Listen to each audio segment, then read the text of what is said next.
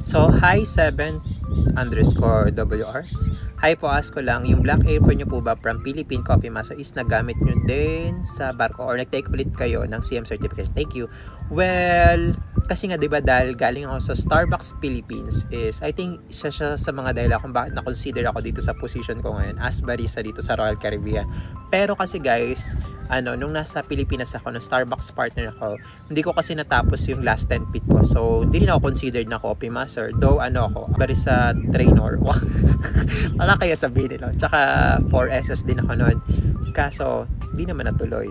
Kasi nga, sumampa na ako. Tapos, ang nangyari pa noon is, nung dito na ako sa Royal Caribbean is hindi naman kasi lahat ng Royal Caribbean ship is meron Starbucks fully licensed store. Yung mga Oasis class lang, Mariner tsaka Navigator. So pag sampa mo, siguro isi-certify ka ulit as barista para makapag Starbucks ka sa fully licensed store. Tapos ang mangyayari is yung district manager o yung DM, katulad din sa Pilipinas, may ganoon din mga DM. So, di ba magkakandak ng coffee tasting sa kanya for certification ng coffee master.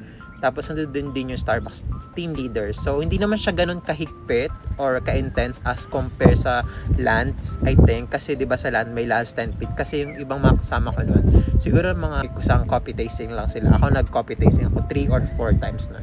So, yun. So, mabilis na lang naman siya pag nasa barko. Hindi naman siya ganun kahirap. So, yun.